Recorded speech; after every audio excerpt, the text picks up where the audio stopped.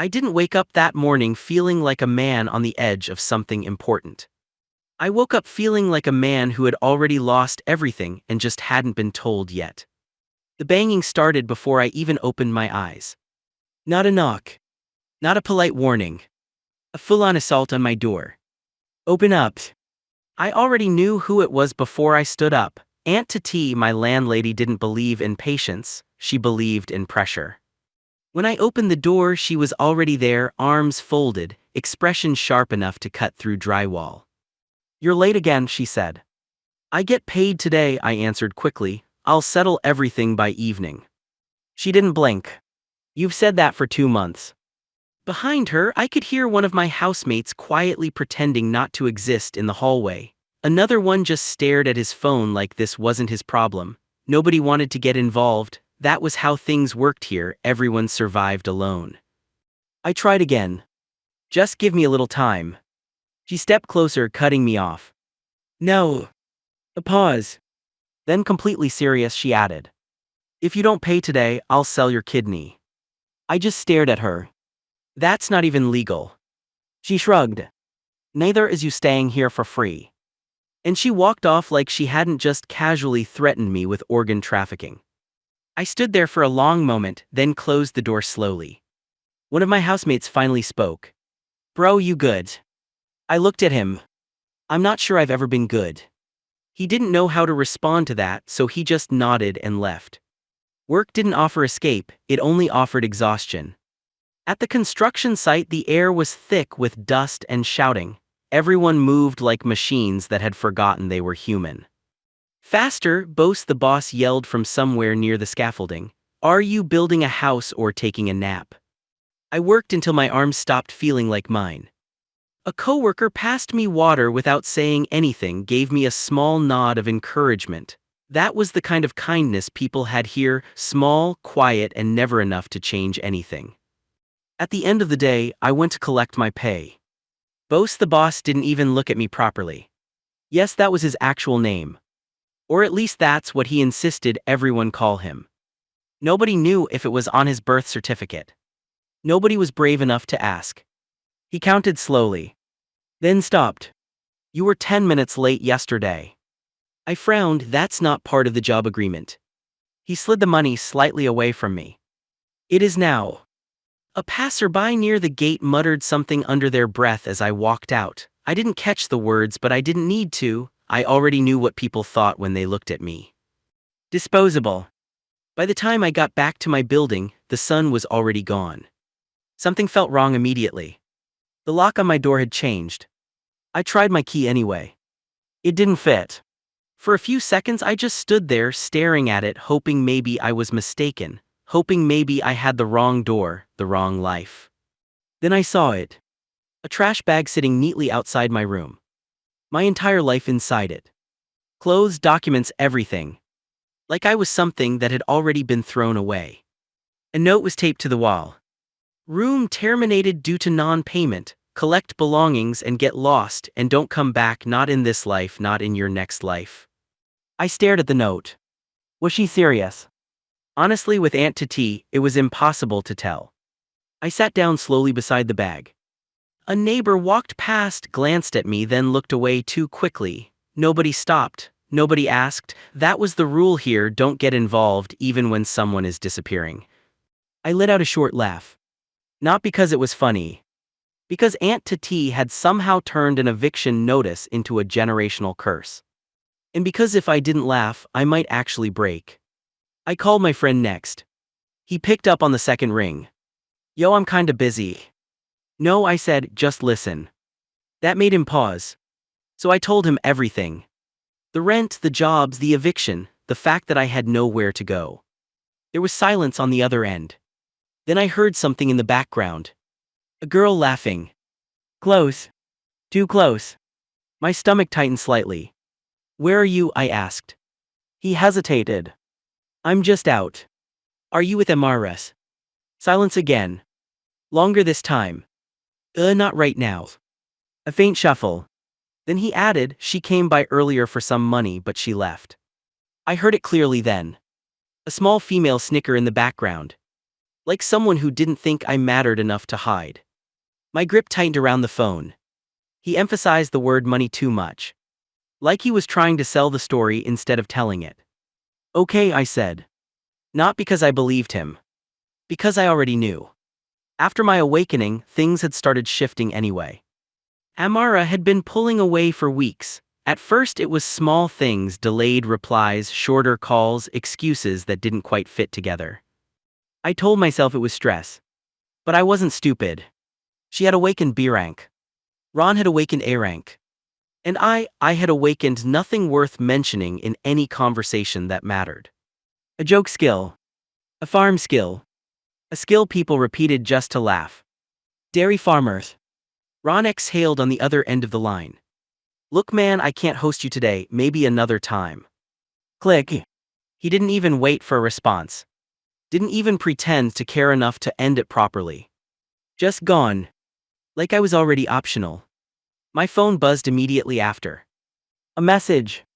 Amara Vance, it's over, don't contact me again. That was it. No explanation. No conversation. Just an ending. A year ago, it hadn't been like this. I still remember the awakening test clearly. The city square was full of noise, excitement, hope, people standing shoulder to shoulder, waiting to find out who they were going to become. Amora stood next to me that day. Smiling. Holding my hand like the future was something we were both about to step into together. You think you'll get something good? She asked. I think I already have something good, I said, squeezing her hand. When I placed my hand on the crystal, I felt a strange pull. A pause. Then the result appeared. F rank ability, dairy farmer. For a second, nobody understood what they were seeing. Then someone laughed. What is that supposed to mean? Another voice. Wait, does he milk cows as a skill? More laughter followed. Your man got a farm job as an ability. The crowd erupted. I looked at Amara. She wasn't laughing. But she wasn't defending me either. That silence hurt more than the noise. After that day, everything started shrinking. Opportunities disappeared. Guilds stopped replying. People stopped taking me seriously. Even random strangers seemed to recognize me sometimes. Oh, that guy. Like I was a mistake the world had decided to keep as a joke. I tried anyway. Small jobs, anything.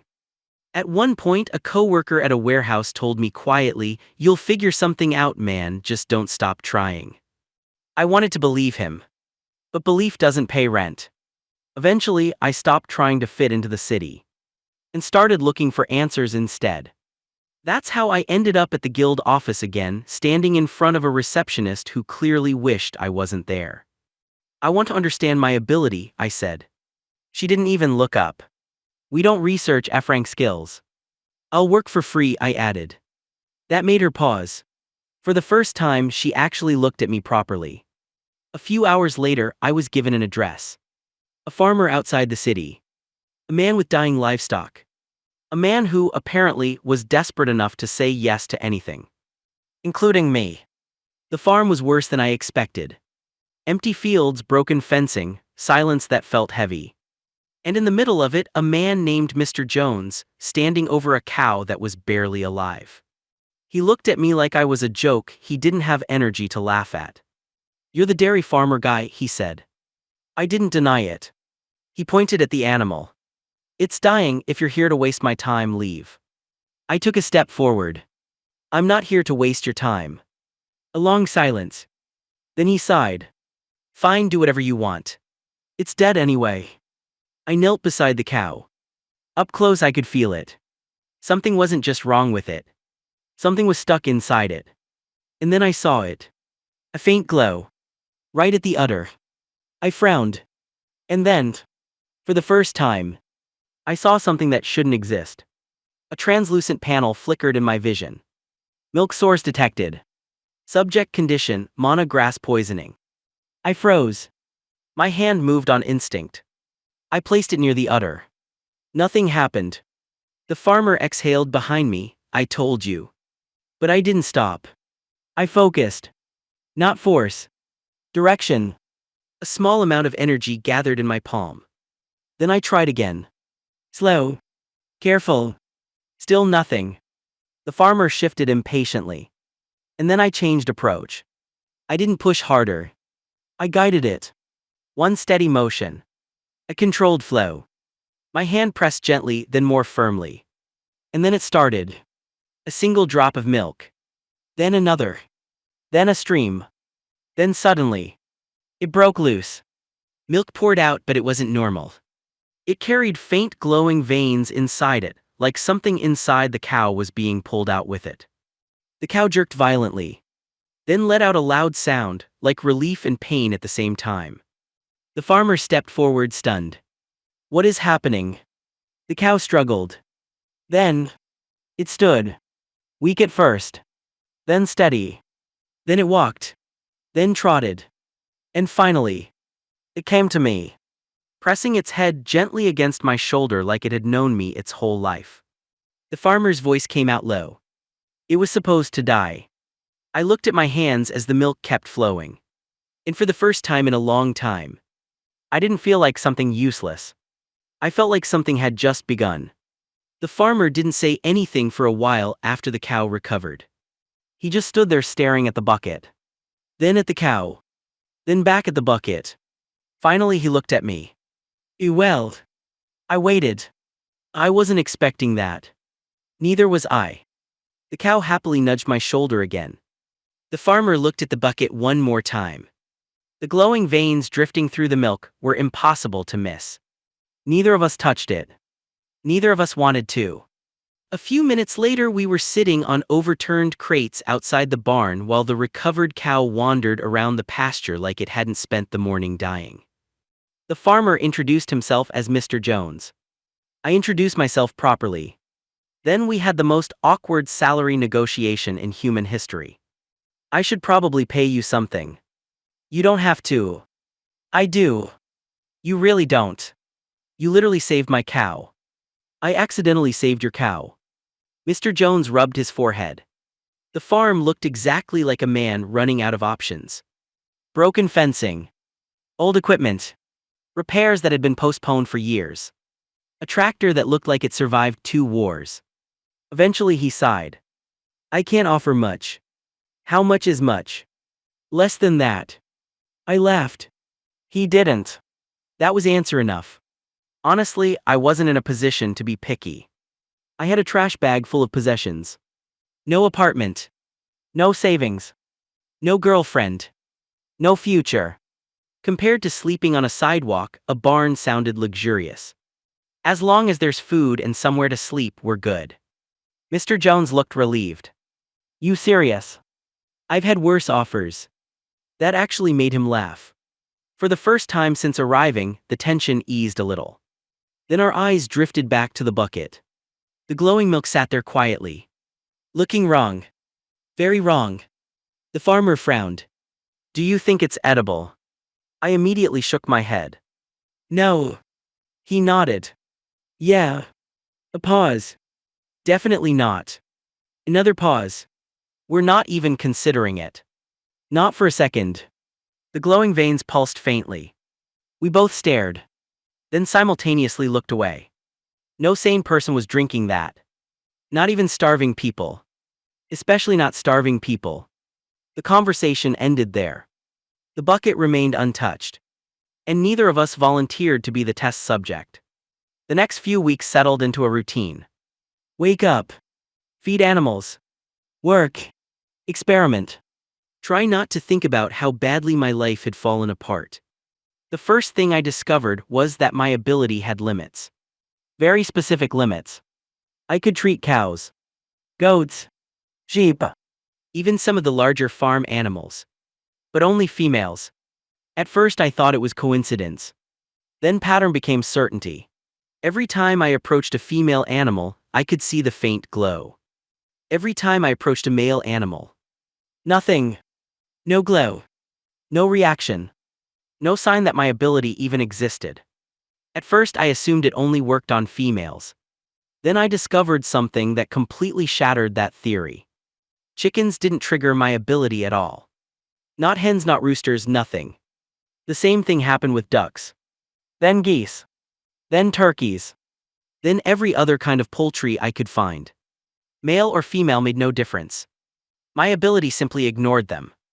That was when the real pattern began to emerge. It wasn't targeting females. It was targeting mammals. Specifically, mammals capable of producing milk. Cows triggered it. Goats triggered it. Sheep triggered it. Even female dogs and cats produced the faint glow. But birds, completely invisible to the skill.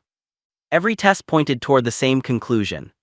At first, I thought it was a coincidence. Then I thought it was a pattern. Eventually, I accepted it was a rule. If a creature belonged to a species capable of producing milk, my ability recognized it. If it didn't, my ability acted as though it didn't exist. Looking back, the answer should have been obvious. The skill wasn't called Dairy Farmer for nothing. I was just too busy being disappointed by my supposedly useless F-rank ability to realize what it was trying to tell me. One afternoon, determined to prove myself wrong, I stood in front of one of Mr. Jones's bulls. A very large bull. A very large bull with very little patience. The bull stared at me. I stared at the bull. The bull continued staring. I continued staring. A few minutes passed. Then a few more. Mr. Jones walked by carrying a feed bucket. "What are you doing?" "Research." He looked at me. Then at the bull. Then back at me. Looks more like a staring contest. "I'm trying to activate my ability." The bull snorted like it was saying, "Do I look sick to you?" I refused to break eye contact. A few seconds later, a familiar notification finally appeared in my vision. No valid extraction medium detected. I closed my eyes. Wow, useless. The bull immediately snorted and pawed at the ground. Apparently it thought I was talking about it. It looked offended. Honestly, I couldn't blame it. "Sorry," I said. The bull didn't look convinced. The system, unfortunately, was not accepting apologies. Mr. Jones watched the entire exchange. "Did you just insult my bull?" "No." "Then why are you apologizing to it?" "It's complicated." He just shook his head and left, refusing to participate any longer in the madness unfolding. For the next week, he referred to that particular bull as my natural enemy. The bull seemed to agree. More sick animals arrived. Word spread slowly among neighboring farms. Finally, we had a new source of income. The farm became the most unconventional veterinary known to man. A calf with Manhwa sickness. A poisoned goat. A sheep suffering from contamination after grazing near a monster nesting ground. Every successful treatment produced more milk. More glowing milk. More contaminated milk. And nobody knew what to do with it. The animals recovered. Sometimes completely. Sometimes beyond completely. Several became healthier than before. Stronger. More energetic.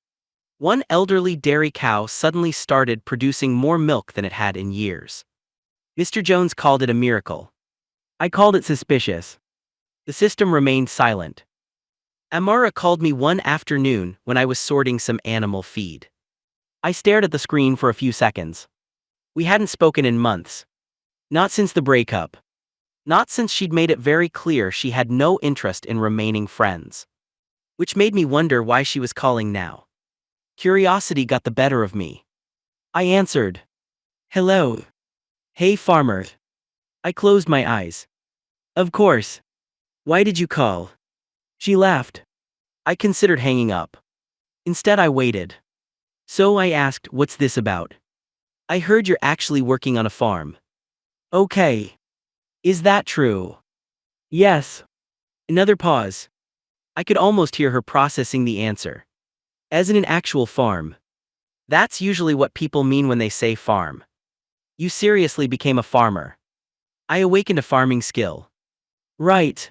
Farms tend to be useful after that. She laughed. Not because I made a joke. Because she genuinely found the situation amusing. "You really did it." "Did what?" "Become a farmer." I awakened a farming skill. That earned another laugh. The smug kind. The kind people make when they think they've spotted something everyone else missed. "You know, when people told me what you were doing, I thought they were joking." "Okay. You really don't care how that sounds." How it sounds. That you're farming. No. Seriously. You're making fun of a guy with a farming skill for farming. She laughed harder, which somehow proved my point. Come on, you have to admit it's funny. No. It is. It's really not. To my surprise, she sounded disappointed that I wasn't taking the bait. Like she'd expected me to defend myself. Instead, I was mostly wondering why she hadn't hung up yet. Then the conversation shifted. As expected. Toward Ron. Toward her new life. Toward the comparison she'd probably been building up to since the call started. Ron heard about it too. There it was. Good for Ron. He couldn't believe it. Okay. He said you always had bigger ambitions.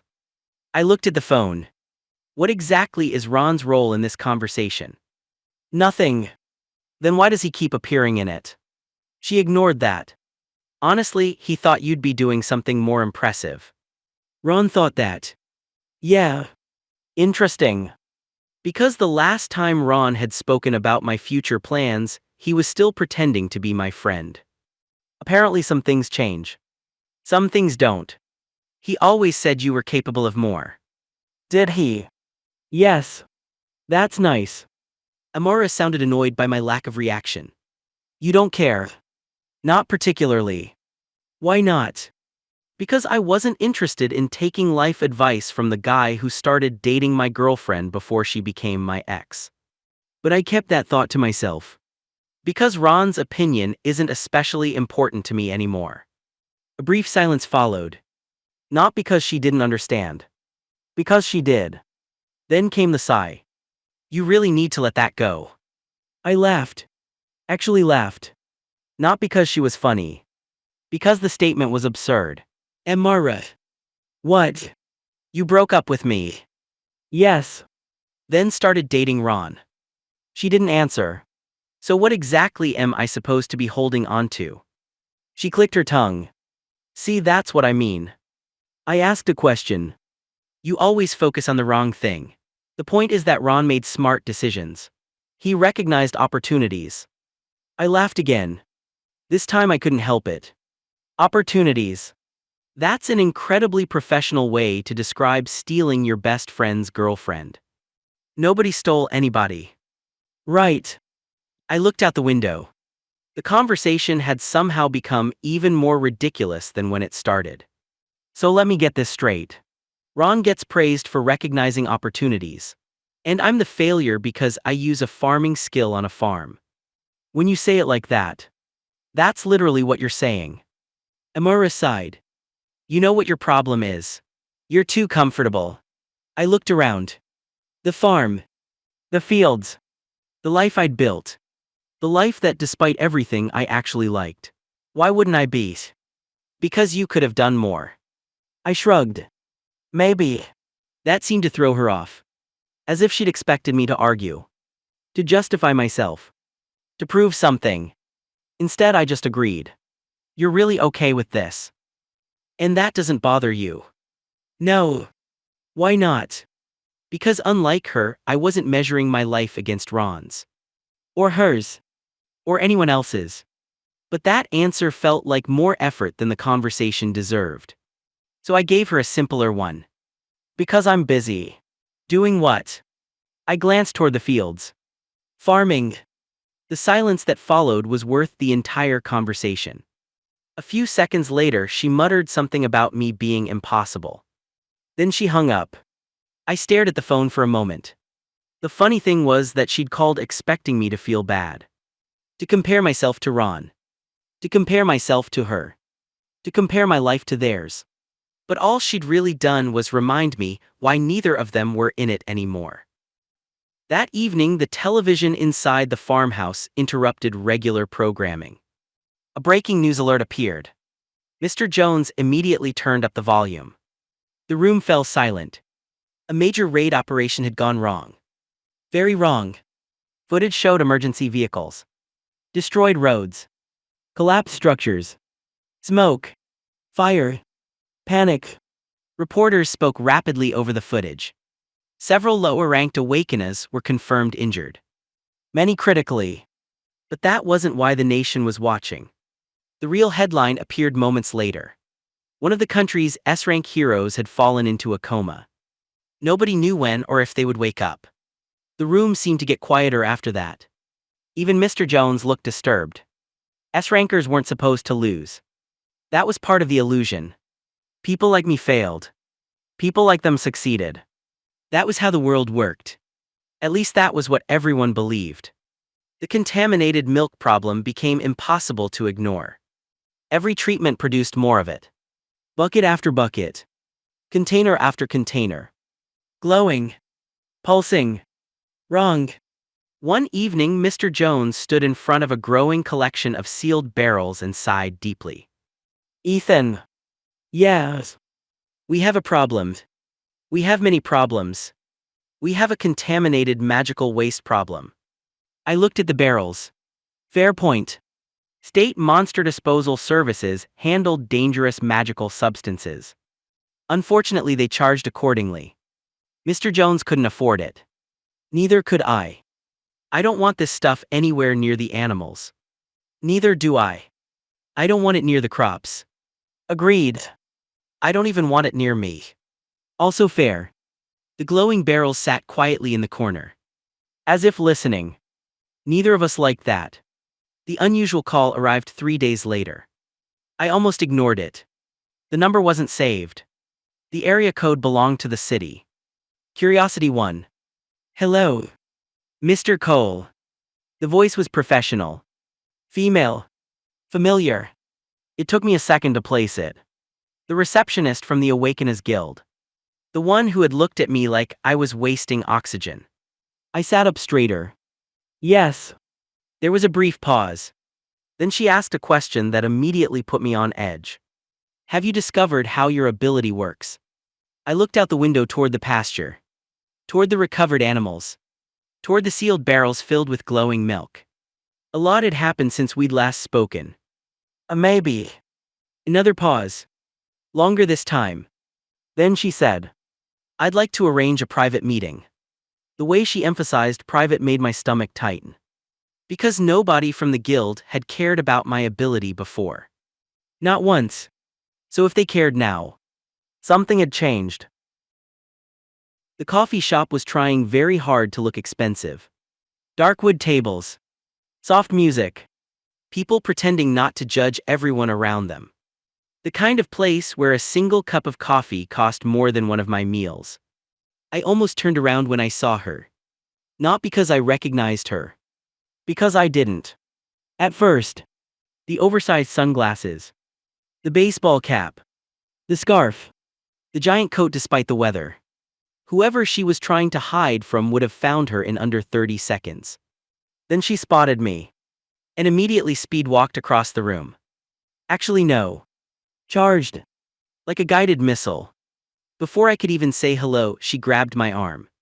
What did you find out so far? I blinked. She blinked. Then her eyes widened. Oh. A pause.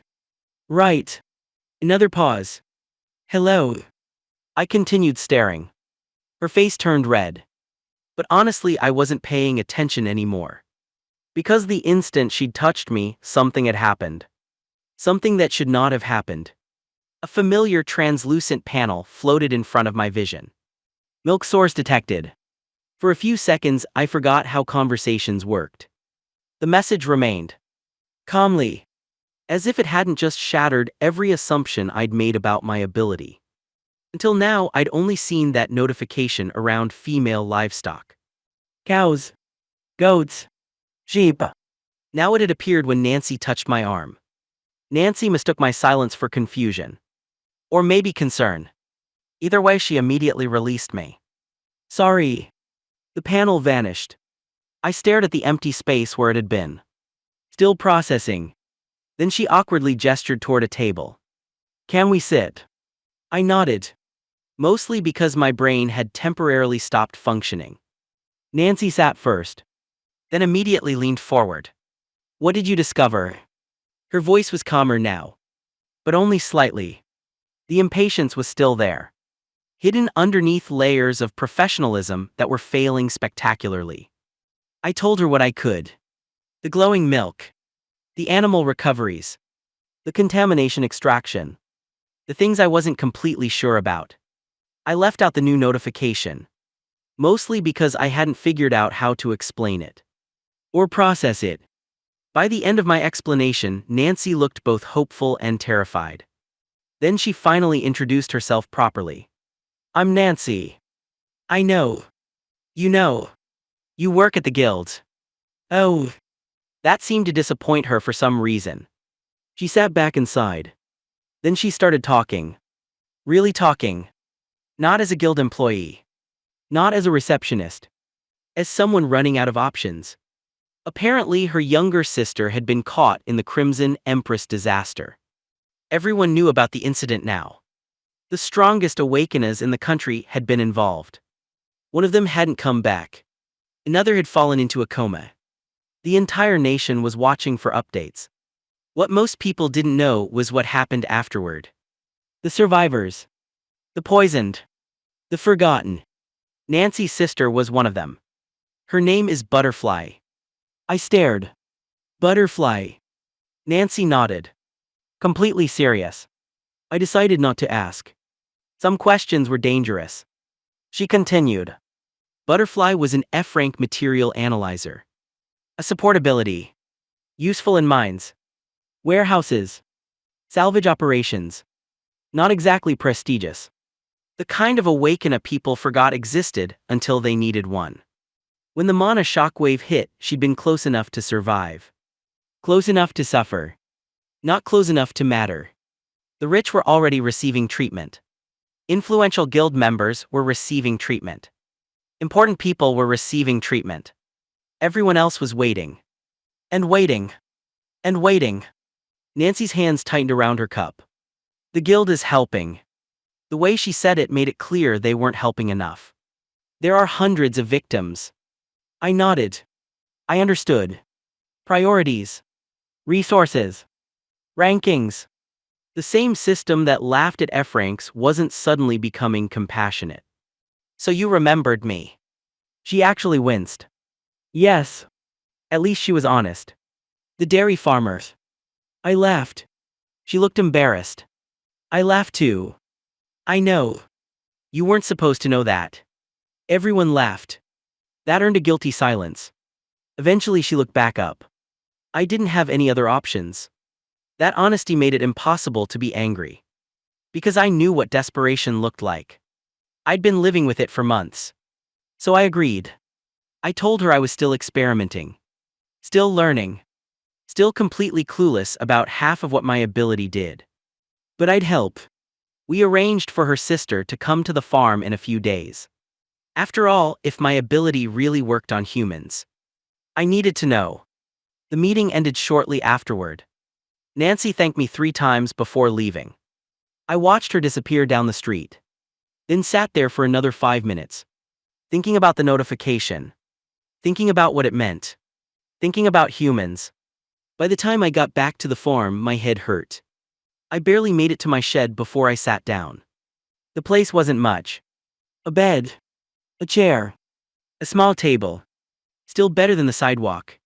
I leaned back and replayed the conversation. Butterfly. Mana poisoning. Human treatment. Nancy. The notification. Especially Nancy. Milk source detected. I still couldn't get over it. The thought made my stomach twist. Not because it was frightening.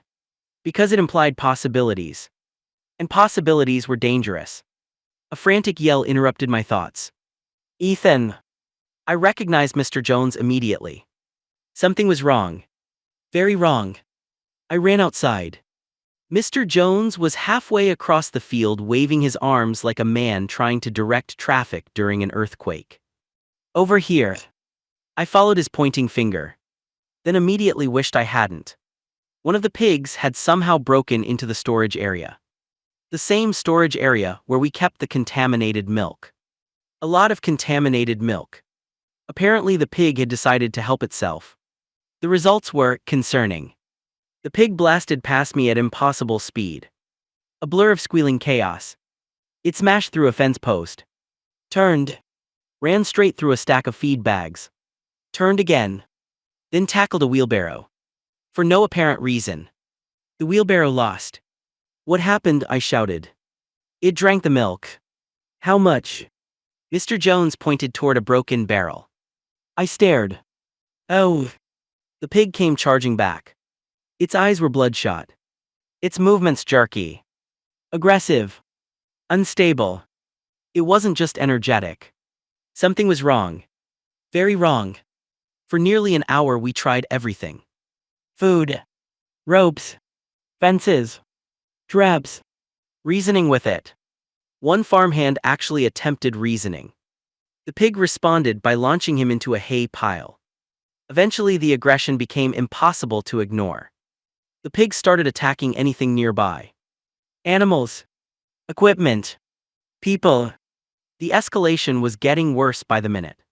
I tried to use my ability, but that meant the pig had to stay still, and that was not happening under any sun. In the end, we made a decision neither of us wanted. We had to put the poor animal down. Afterward, neither of us spoke much. Mr. Jones stared at the remaining barrels. I stared too. The contaminated milk had just become a much bigger problem. Over the following days, Mr. Jones tried everything. Government agencies. Waste disposal services. Monster contamination departments. Emergency response offices. Every conversation ended the same way. Forms. Waiting lists. Budget limitations. Staff shortages. The Crimson Empress disaster had stretched every department to its limit. Nobody cared about suspicious glowing farm milk. At least not enough to spend money removing it. The barrels continued piling up. One after another. Stack after stack. Week after week. And something else bothered me. The milk wasn't changing. It wasn't spoiling. It wasn't separating. It wasn't degrading. No smell. No rot. No signs of age. One night I stood in front of a row of sealed barrels. Just staring. The same way I had stared at that bull. Only this time the realization hit harder. The contamination wasn't disappearing. It was being preserved. Perfectly. Stored. Waiting. For what I had no idea. And somehow that frightened me more than the glowing veins moving quietly beneath the surface. Nancy came the next morning. This time she didn't pace. She didn't rush in. She just arrived, standing at the edge of the farm road like she wasn't sure she belonged there. And beside her, Butterfly. The first thing I noticed was how still she was. Not calm. Not peaceful. Still like something had forgotten how to move her properly. Pale skin. Dark circles under her eyes. A kind of exhaustion that didn't look physical anymore. It looked deeper. Like something inside her had been drained and never refilled. She didn't look at me. Didn't look at the farm. Didn't even seem to register where she was. Just followed Nancy quietly like a shadow that had lost its source. Mr. Jones met them halfway. He tried to smile. It didn't land. Nobody was in the mood for comfort. We stood there for a while. Nobody spoke first. Eventually Nancy broke the silence. She's stable but not getting better. Her voice tightened slightly. The guild said she's not a priority case. I already knew what that meant. Priority always meant someone else was dying faster. Butterfly blinked slowly. Once. Then again. Like each movement cost her something. After a long discussion, more like a quiet agreement shaped by desperation, we decided she would stay. Mr. Jones didn't like it. Not because he didn't care. Because he couldn't afford more problems. But he still nodded. That said more than anything else. Nancy exhaled like she had been holding her breath for days. I'll come by every evening after work. A pause. Then she added, almost reluctantly. And I'll help with whatever that Mana milk situation is. I almost laughed at how casually she said it. But I didn't. Because none of it felt casual anymore. She left shortly after, leaving behind a silence that felt heavier than before. Mr. Jones prepared a small room in the farmhouse. Bare essentials. Bed. Chair. A window that barely closed properly. Butterfly followed without resistance. No questions. No hesitation. She sat down the moment she entered the room. And stayed there. motionless. Like the world had already stopped expecting anything from her. Mr. Jones hovered near the doorway for a while. Then quietly left. I stayed longer. Waiting for something. A reaction. A word. Anything. But there was nothing. Only silence. And breathing. Barely. That evening I returned to the farm after shopping for items in town, especially buckets, because the Mana milk issue was still pending, and all the bucket we could spare was full. Mr. Jones wouldn't even entertain the idea of pouring them out anywhere near his farm, especially after he had to put down one of his precious pigs and couldn't even eat the meat for fear of Mana poisoning. I couldn't explain why. It just felt like something had shifted. Butterfly was still in the room when I checked. Same position. Same silence. Nancy hadn't arrived yet. Mr. Jones was already outside feeding the animals, pretending everything was normal in the way people do when nothing is normal anymore. I stood in the yard for a long time. Watching the barn. Watching the fields. Watching the faint morning mist roll over everything like it was trying to hide reality for a few more minutes. Then I made a decision. I was going to try. Properly. If my ability could extract corruption from animals, if it could restore them, then there was no reason it should stop here. No logical reason. At least none I could see. I walked toward Butterfly's room. My hand hovered near the door. And that's when it hit me. Not fear. Not doubt. Something worse. Clarity. How was I supposed to do this? Animals were simple. They didn't resist. They didn't think. They didn't understand what was happening. But a person was different. A person had awareness. Memories. Pain. Fear.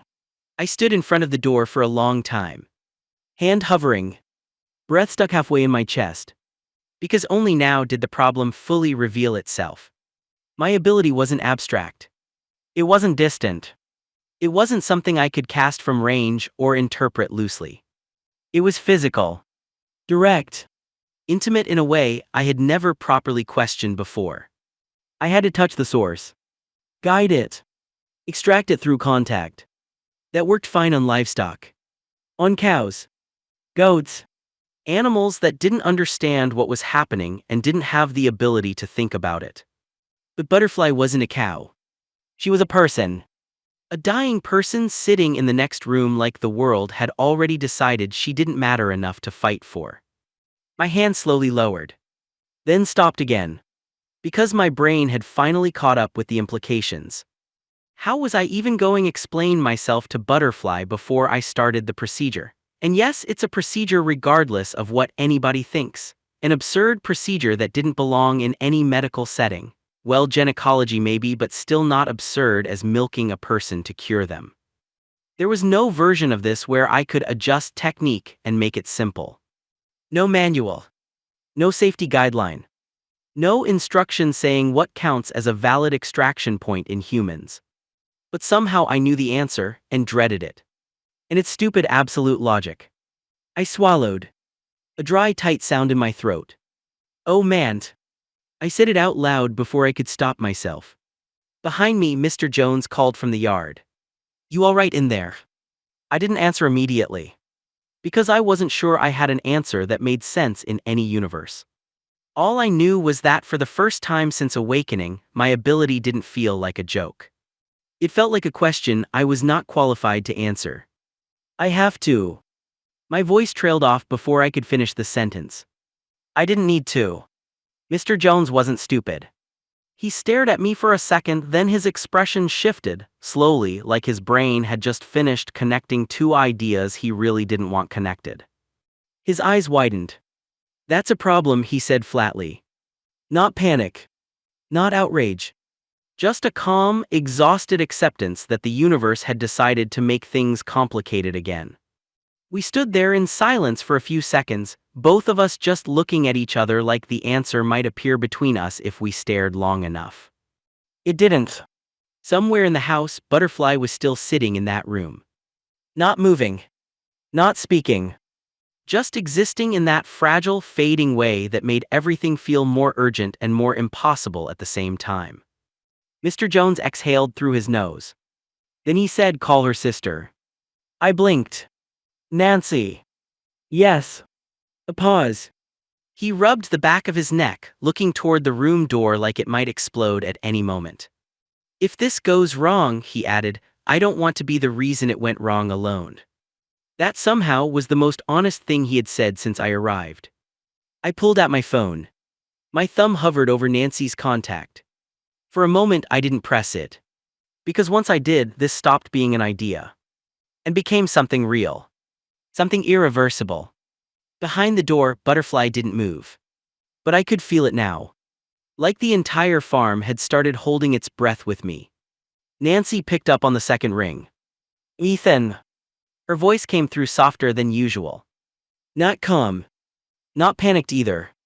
Somewhere in between, like she was already preparing herself for both good news and bad news at the same time. I swallowed. "There's something I forgot to inform you about." A pause. "What?" Silence. Long enough that I could hear my own breathing on the line.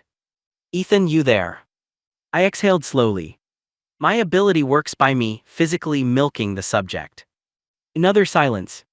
This one different. Heavier. Like the entire concept had to be reassembled in her head before it could be understood. Then, "I'm coming over." No questions. No clarification. No hesitation. Just immediate decision. The line went dead before I could respond. I stood there holding the phone for a few seconds, staring at nothing. From behind me, Mr. Jones spoke quietly. "That went well." I didn't answer. Because for the first time since all of this started, I had the uncomfortable feeling that I had just told the truth in a way that made things worse instead of better. Nancy arrived in 30 minutes flat. I was fairly sure she broke at least 2 traffic laws getting here. Maybe more. Mr. Jones opened the gate for her, but she didn't even slow down properly, just walked straight past him like she was following a timer only she could see. She went directly into Butterfly's room. No greeting. No hesitation. Butterfly was still sitting in the same position. Unmoving. Watching nothing. Nancy looked at her for a long moment, then finally turned to me. "How does it work?" The question was simple. Too simple for what it meant. "I milk them." Nancy blinked. "Literally." "Yes." A pause. "And they get better." I hesitated. "Well, the cows did." Silence. That was the kind of answer that didn't help my credibility in any universe. Nancy slowly turned back to Butterfly. Then she leaned down slightly and whispered something into her ear. I frowned. "Wait. She can still process that." Butterfly didn't respond out loud. But her fingers moved slightly. A small reaction. Recognition. That was enough to change the entire atmosphere in the room. I glanced at Mr. Jones. He was staring at the same thing I was. Like we were both trying to figure out when reality stopped making sense and forgot to come back. Before either of us could speak, Butterfly began unbuttoning her shirt. Slowly. Deliberately. The room froze. Nancy froze mid-breath. Mr. Jones made a noise that sounded like a decision. And immediately exited the room. Not walked. Not ran. Just vanished with intent. Like he had a talent for disappearing from emotionally complicated situations. I turned my head. He was gone. I considered following him. Briefly. Nancy didn't move. She just watched Butterfly carefully, eyes sharp, analytical, focused on something far more serious than the situation I was currently spiraling through. Somehow that made it easier for me to stay. Not calmer. Just anchored. Butterfly finished adjusting her clothing and sat back down without resistance. Like this wasn't strange to her. Like she was just following instructions in a world that no longer felt like hers. I swallowed. This was still a stranger. A dying one. A guild case file turned human. I pulled a simple stool into the center of the room and placed it carefully in front of her. Then a bucket. Because apparently my life now involved buckets in ways I had never planned for. Nancy's eyes tracked every movement I made. Not judgmental. Just observing. Measuring. Recording. I stood behind Butterfly, raised my hand, then paused, because for the first time the system didn't feel like a joke. It felt like a boundary I didn't fully understand. And crossing it meant I could no longer pretend I wasn't responsible for what came next. I guided Butterfly onto the stool with an air of authority she seemed to accept without question. A bucket was strategically positioned before her, and Nancy watched intently as I took a seat behind Butterfly.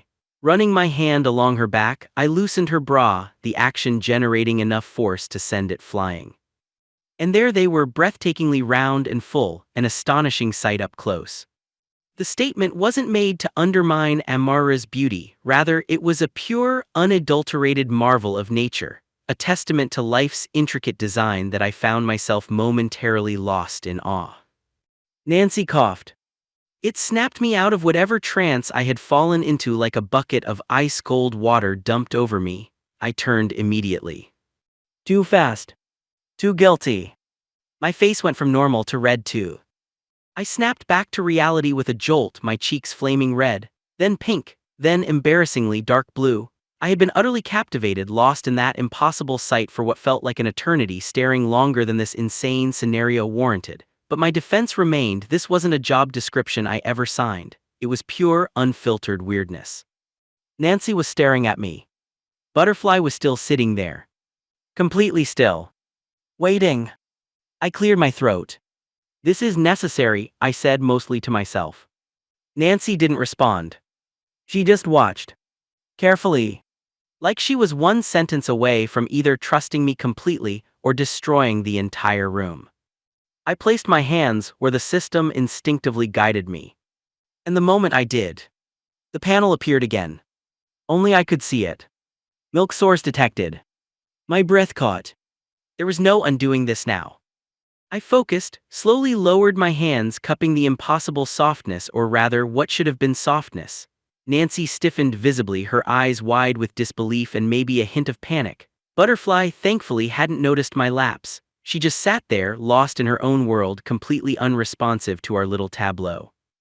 I forced my hands into a more neutral position, trying to regain some semblance of professionalism or sanity. Sorry, I stammered, starting to slowly stroke Butterfly's back again, directing her nipples towards the bucket. Just observing the procedure, I said as if to convince myself. Mana flowed into my hands slowly at first. Controlled. Measured. The same way it worked with livestock, but unstable now. Different. More reactive. Butterfly tensed. Subject condition, mana backlash. For a few seconds, nothing happened. Then, without any preamble, Butterfly winced, clutching my thighs. A low moan escaped her lips, a sound not entirely incongruous with the situation. My heart hammered against my ribs. Instinct screamed, stop, but a part of me, conditioned by the sheer absurdity, continued. What if this was how it worked? I decided to continue, hoping the sound was just part of the process. Nancy's gaze was glued to me, her expression a mixture of disbelief and horrified fascination. She looked like she was wrestling with whether to blast me with a fireball for violating her sister or to trust that this utterly insane milk extraction method could actually work. A sharp breath escaped her. Then another.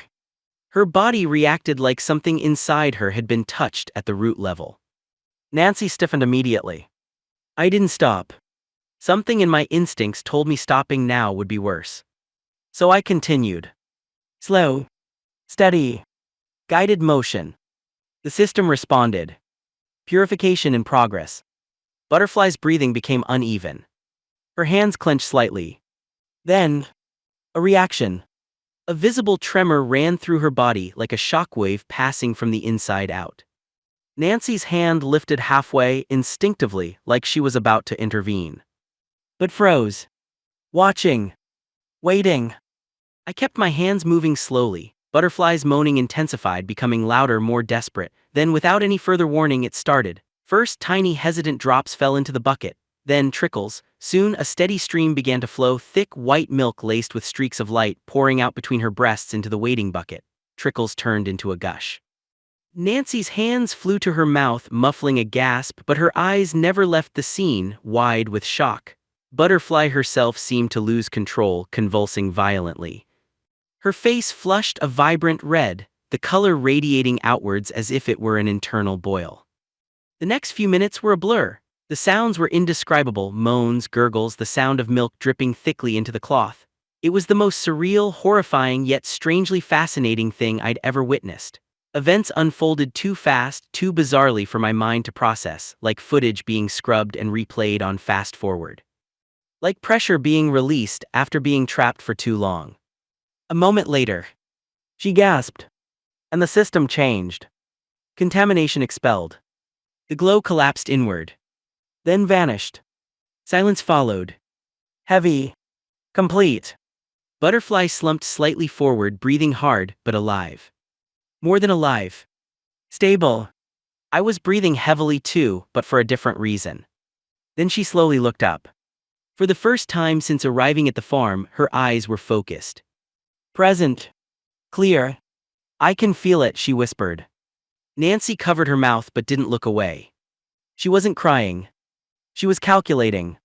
Trying to understand what she was seeing and failing at it in real time. A few minutes later, we were all sitting inside Mr. Jones's room. Nobody spoke at first. Mr. Jones broke the silence. So, he looked at me. Then at Nancy. Then at Butterfly. Payment. I blinked. That was his priority. Not the miracle. Not the system. Money. I exhaled awkwardly. I don't think I can charge for this. Mr. Jones shrugged. I can't afford not to pay you. Nancy didn't argue. She just kept staring at Butterfly like she was rewriting every assumption she had ever made about the world. Butterfly, meanwhile, quietly tested her own ability. Her expression changed. Subtle at first. Then sharper. My range increased. She looked up slowly. I can sense mana sources farther than before. A pause. That shouldn't be possible. Mr. Jones nodded. That's what we keep saying about everything you two are doing. Nobody laughed.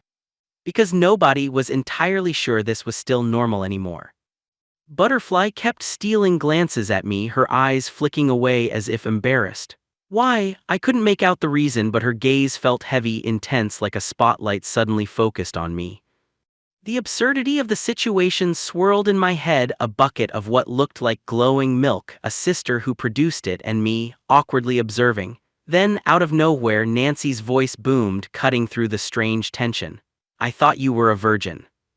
It hit me like an earthquake. A virgin, the word echoed in the small, strange room. Why was this suddenly relevant? My mind scrambled, searching for connections. If Butterfly was a virgin, and she certainly looked like she couldn't be anything else, then how could she be producing this? The thought of a virgin generating something so non-virgin felt like a cosmic punchline I hadn't expected.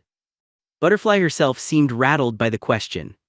Her cheeks flushed slightly and she glanced down at her hands, then back at the bucket sitting between us like forbidden fruit. It held 2 full cups of the luminous, milky liquid, veins of glowing light winding through it like arteries. I am, she murmured, her voice barely audible. Nancy didn't press. Instead, she looked at the bucket, then at me, her expression unreadable. Can I take a sample? Seriously, why would she ask me? What would I do with a sample? But the question hung in the air, and before I could formulate a panicked response, Mr. Jones spoke. He was pacing, his usual stern demeanor amplified by the strange circumstances. Half of the extract is yours anyway, he stated, using the word extract with chilling clinical detachment. As if we were discussing a chemical substance, not something produced by a living person. Nothing even seemed normal to me anymore. The bizarre had become the baseline. I just nodded numbly, trapped in the strange, escalating scenario. Mr. Jones left the room without a word. Moments later, he returned wearing a thick leather glove. He carried an object that looked like a thick, heavy-duty whiskey bottle, obviously just rinsed under the tap. He placed it carefully at the edge of the bucket. Then, without a word, he started pouring. Slowly, deliberately, the glowing milk flowed into the bottle, filling it. It sloped to the bottom, thick ribbons of light curving within the amber liquid. The air filled with a faint, sweet, almost cloying smell, mixed with something else, something metallic, like warm honey mixed with ozone. We watched, mesmerized and disturbed. Butterfly watched with wide, uneasy eyes, her body tensing like a coiled animal. Her breath came shallow. Mr. Jones, however, was focused, his gaze fixed on the bottle as he filled it, occasionally glancing into the bucket to check the level. It was like he had internal measuring lines etched into his eyes, like he had done this 1,000 times in a life I didn't want to imagine. Butterfly shifted slightly. Uncomfortable. Once the milk was halved as per Mr. Jones' measurement, the level in the bottle mimicking the curve in the bucket with uncanny precision, he covered it, then held it out towards Butterfly. She recoiled violently, flinching as if the bottle itself contained a grenade. "No," she hissed. "Seriously, this came out of you," I almost blurted out. Nancy reacted instantly, reaching out and snatching the bottle from Mr. Jones' hand. She brought it closer, her face inches from the opening, and leaned in to observe the milky white liquid with its glowing veins. "It's beautiful," she breathed, her voice filled with a strange mixture of awe and revulsion. It truly was the most beautiful and disturbing thing I had ever seen. The sheer unnaturalness of it contained in such a mundane bottle was staggering. It felt like a glimpse into something profound yet terrifyingly alien. Nancy handed me a credit card, the cool plastic smooth under my fingers. "That has $10,000. I almost gasped. "Contact me to settle the rest when you and your boss agree on a price." She glanced past me towards Mr. Jones, who was already back to his meticulous task, pouring the remaining milk from the bucket into another identical bottle.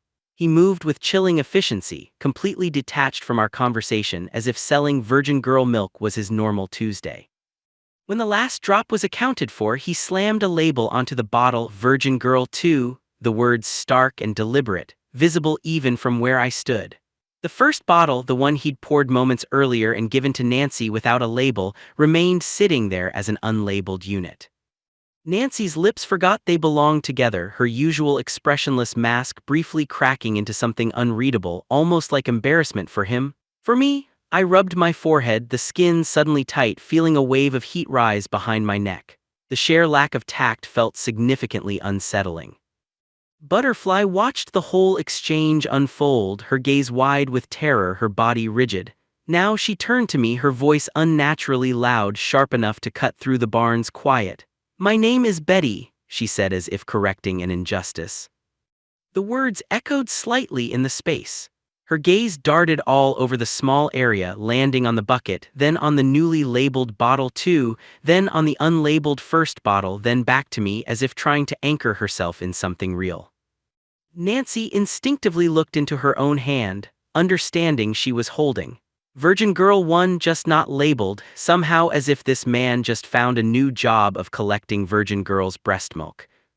Mr. Jones paid no attention to either of us, just set the new bottle on a shelf labeled Virgin Girl 2 and went back to whatever mundane task he'd been doing. After I saw the sisters off, a silent, hurried departure once the barn door clicked shut behind us, I returned to the stable. Inside, the smell of hay and damp earth was comforting, yet the events of the day felt like a fevered dream. I stride towards Mr. Jones, the credit card still clutched in one hand. "About the money," I started, my voice hoarse. Before I could finish, Mr. Jones's voice cut in, sharp and dismissive. "It's yours, you healed that girl, it's payment for your work." He said it as if my ability wasn't a gift from some cosmic entity, but just another service rendered. As if selling the girl's own milk to her wasn't the bizarre, ethically dubious act it felt like. I'll head to the market to get some animal feed tomorrow," I said, the words feeling inadequate, almost apologetic. He just nodded. Not only was my ability absurd, power, it had thrown a monkey wrench into my entire understanding of reality. Then I went to my shed, locking the door behind me, the credit card burning a hole in my pocket.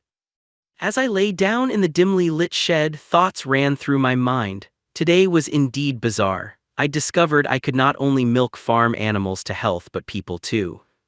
Actual human females. And not just that my ability ignored common sense, it let me milk virgins. That made no sense, but then nothing had made sense since I touched the awakening crystal. The weight of that knowledge settled into my bones, cold and heavy, mixed with a confusing cocktail of guilt, confusion, and a strange, unsettling certainty that my world would never be the same again. Hey! Listen! Watch out!